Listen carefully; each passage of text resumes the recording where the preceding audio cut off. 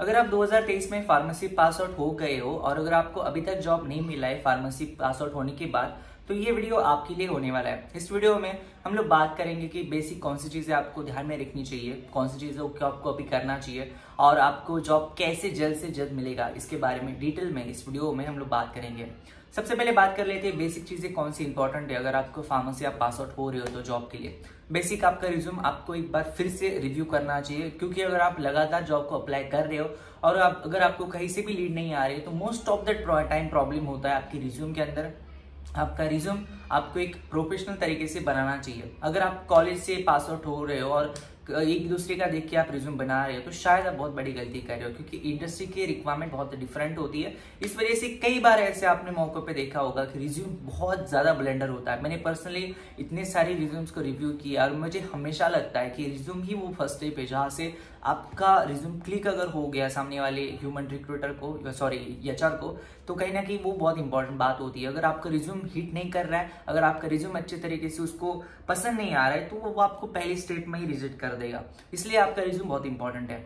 सबसे सेकेंडरी चीज जो होती है, रिज्यूम अगर आपने अच्छे से बना लिया है, सेकेंडरी चीज जो इंपॉर्टेंट है वो है कि आपको जॉब कहाँ पे आप अप्लाई कर रहे हो और कौन से जॉब को आप अप्लाई कर रहे हो। दोस्तों देखिए, अगर आप कौन सी ऐसी सिटी से बिलोंग करते हैं जो थोड़ी सी लाइक अवे है फार्मास्यूटिकल बैकग्राउंड है, फिर फार्मास्यूटिकल कंपनीज, जैसे फॉर एग्जांपल मैं सुबह बात कर रहा था कंसल्टेंट कॉल के ऊपर, झारखंड से था वो, और झारखंड में अगर आप अमाउंट ऑफ फार्मास्यूटिकल कंपनीज देखोगे तो बिल्कुल निग्लिजिबल है, मतलब है ही नहीं। तो कहीं ना कि ऐसे मौके पे अगर आप ऐसी सिटी से, अगर आप ऐसी स्टेट से बिलोंग करते हो जहाँ पे फार्मास्यूटिकल बैकग्राउंड नहीं है, वहाँ आपके आसपास नहीं है, तो आपको शायद उसके आजू बाजू के जो सिटीज है बड़े बड़े, जैसे फॉर एग्जांपल अगर आप नॉर्थ इंडिया से हो तो कहीं ना कि आपको उन सिटीज को टारगेट करना चाहिए जहाँ पे आप जॉब को अप्लाई कर सकते हो। जैसे फॉर एग्जांपल अगर आप नॉर्थ से हो तो आप दिल्ली को ज़्यादा टारगेट कर सकते हो, या फिर आप हिमाचल प्रदेश में बद्दी में बहुत सारी मैन्युफैक्चरिंग कंपनीज है, वहाँ पे आप अप्लाई कर सकते हो। तो ऐसे से आपको लोकेशन देखने पड़ेगा। अगर आप थोड़े से वेस्ट साइड से हो तो आप मुंबई अहमदाबाद जैसे लोकेशन को कंसिडर कर सकते हो।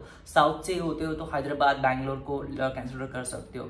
अगर आप थोड़े से ईस्ट साइड से हो, कोलकाता साइड से, फिर भी आपके लिए बैंगलोर हैदराबाद ही कहीं ना कहीं, कोलकाता में भी वही सिचुएशन है कि ज़्यादा नहीं होते जॉब, तो आपको थोड़ा सा मूव ऑन होना पड़ेगा एक सिटी से, एक स्टेट से कहीं ना कहीं दूसरे स्टेट के अंदर, अगर आपका कोई ऐसा बैकग्राउंड नहीं है। अगर आप इस जगह को लेकर बहुत ज्यादा जिद पे रहोगे कि नहीं बाबा मुझे मेरे घर के आसपास ही जॉब चाहिए, तो ये बहुत बड़ी मिस्टेक होगी। अगर आपको जॉब चाहिए तो आपको थोड़ा मल्टीपल सिटीज को फोकस करना पड़ेगा। ये दो चीजें अगर आपने कर ली है, स्टिल अगर आपको जॉब नहीं मिल रहा है, तो थर्ड थिंग आपको करनी चाहिए, आपको पूरे के पूरे इंडिया में जितनी सारी सिटीज है वहां पे आपको टारगेट करना चाहिए। क्योंकि अगर मेरे ऊपर कोई ऐसा टाइम आता है जहाँ पे मैं जॉब को अप्लाई कर रहा हूँ और मुझे अगर कहीं से भी लीड नहीं आ रही, तो I would literally target Pune, Mumbai, Hyderabad, Bangalore, Chennai, Delhi, everywhere, so that I can get some what lead. अगर आपको लीड लाना है तो आपको आपका जो डायमीटर है जॉब सर्चिंग का उसको बढ़ाना पड़ेगा। मोस्ट ऑफ द टाइम लोग यही गलती करते हैं कि जॉब ढूंढने के लिए वो एक सिटी को दिमाग में रख देते कि हाँ मुझे इस सिटी में जाना है और इस सिटी में जॉब आएगा तभी मैं जॉब को ज्वाइन करूंगा। हालांकि उनके पर्सनल रीजंस अगर कई बार जेन्युइन भी होते हैं, लेकिन स्पेशली मैं बात करूँ अगर आपको बहुत ही नीड है जॉब की, उस टाइम पे आपके जो प्रेफरेंसेस है थोड़े से अगर स्टार्टिंग के डेज में अगर आप कम कर पाओ, आपके लिए आसान रहेगा जॉब सर्चिंग प्रोसेस। आप फ्रस्ट्रेट भी नहीं होगे, बिकॉज अगर आप आपका डायमीटर बढ़ाते हो तो मुझे बहुत ज्यादा गारंटी है कि आपके पास ऑप्शंस बहुत ज्यादा आते हैं। अगर आपके डायमीटर में पहले 2 जॉब आपको मिलती थी फ्रेशर के लिए, तो अगर आपने डायमीटर अपना बढ़ा दिया, 2-3 और सिटीज में आप सर्च कर रहे हो, तो आपके डायमीटर में भी 20 जॉब आना शुरू हो जाएंगी, उसको आप अप्लाई करना शुरू हो जाओगे। ये 2-3 चीजें अगर आप अच्छे तरीके से कर लेते हो, तो चौथी और इम्पोर्टेंट चीज आती है कि कौन से प्लेटफॉर्म के ऊपर और आप जॉब किस तरह से अप्लाई कर रहे हो।